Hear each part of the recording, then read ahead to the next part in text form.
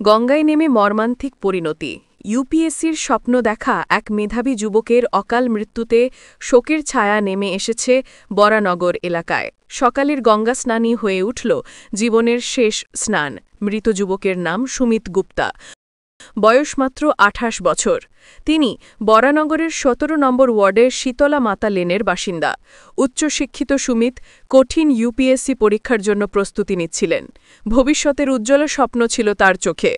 ঘটনাটি ঘটে আজ বৃহস্পতিবার সকাল ৬টা নাগাদ। ওই সুমিত তার এক বন্ধুর সঙ্গে এসেছিলেন আলমবাজার ঘাটে স্নান করতে নামেন, কিন্তু ভাগ্যের নির্মম পরিহাসে আচমকা দুজনেই তলিয়ে যেতে শুরু করেন গঙ্গার গভীর জলে। দুই বন্ধু তলিয়ে যেতেই ঘাটে উপস্থিত স্থানীয়দের মধ্যে শুরু হয় তীব্র চাঞ্চল্য। দ্রুত তৎপরতায় স্থানীয়রাই কোনোমতে একজনকে উদ্ধার করতে সক্ষম হলেও চোখের সামনেই সুমিত গুপ্তা তলিয়ে যান গঙ্গার অতলে।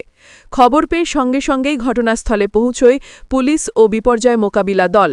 শুরু হয় নিবিড় তল্লাশি।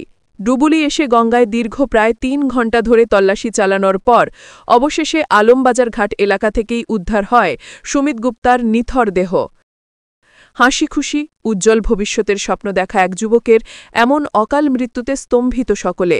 তার পরিবারের প্রতি গভীর সহানুভূতি জানিয়ে বরানগর পুরসভার পুর পরিষদ অঞ্জন পাল বললেন, আজকে খুব ভোরবেলা হঠাৎ করেই আমাদের স্থানীয় একজন ব্যক্তি, যার নাম সুজিত কুমার গুপ্তা ওরফে কালু, সে ফোন করে বলল যে আমার ছেলে আলমবাজার গঙ্গার ঘাটে ডুবে গেছে।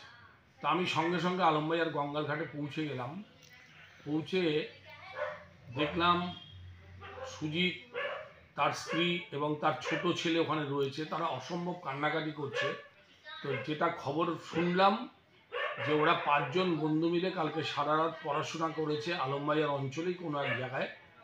তারপরে ভোরবেলা স্নান করবার জন্য ২ জন বন্ধু মিলে ওরা গঙ্গার ঘাটে নেমেছিল, আলমবাজার গঙ্গার ঘাটে। আর ৩ জন বন্ধু ওপরেই ছিল। গঙ্গার এত বান ছিল, অর্থাৎ টান ছিল, যে ওরা আর উঠে আসতে পারেনি। একজনকে স্থানীয় ব্যক্তিরা উদ্ধার করেছে, কিন্তু সুমিত গুপ্তা, বয়স আনুমানিক ২৮, সুজিতের বড় সন্তান, সে কিন্তু মারা গেছে। আমি ওখানে যাবার পরে আমি প্রোডকাস্ট এবং পুলিশের সাথে যোগাযোগ করে আমি স্পিড বোট এনে ডুবুরি নামিয়ে অনেক অনুসন্ধান চালাবার পরে যখন মৃতদেহটা উঠল, সেটা মৃত অবস্থায় পাওয়া গেল। এটা খুব দুঃখজনক ঘটনা। এখন বর্তমানে পুলিশ কাস্টডিতে রয়েছে, সাগর দত্ত মেডিকেল কলেজ হসপিটালে তার পোস্টমর্টম হবে। বরানগর থেকে পল্লব হাজরার রিপোর্ট।